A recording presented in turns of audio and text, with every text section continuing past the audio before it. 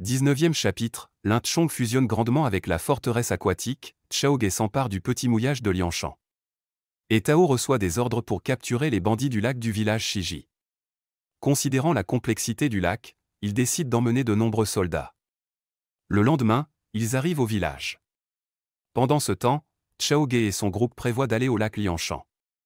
Alors que les soldats s'approchent, le groupe de Chaoghe se prépare à résister. Sur le lac, ils rencontrent Ruan Xiaoho et Ruan Xiaokui, qui parviennent à échapper habilement.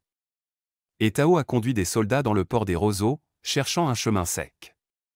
Après avoir envoyé des éclaireurs, aucun n'est revenu. Et Tao a exploré personnellement et rencontré des locaux, apprenant à propos des frères Ruan à proximité. Embusqués et capturés par les frères Ruan, ces troupes ont été attaquées. Un fort vent a apporté des navires en flammes, tuant la plupart des soldats. Chaoghe, les frères Ruan et Gong Sunsheng sont apparus, battant les soldats restants. Et Tao a été libéré mais a perdu ses oreilles, étant averti de ne plus envahir. Chaoghe et son groupe arrivent dans une forteresse montagneuse, accueillis par Wang Lin.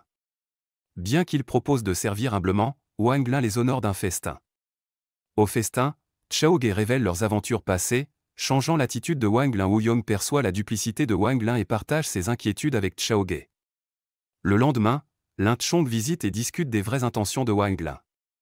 Il conseille la prudence et offre son aide. Le chef montagnard Wang Lin invite Chaoghe et les autres à un festin à Shananshuizai. Wuyong conspire pour provoquer un conflit entre Wang Lin et Lintchong, afin que Chaoghe puisse prendre le pouvoir.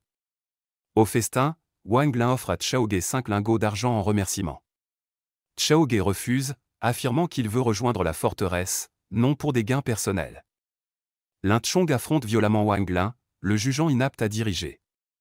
Wuyong conseille la retenue, mais la tension culmine quand Lintchong tue Wang Lin et prend le pouvoir. Les alliés de Wang s'agenouillent de peur.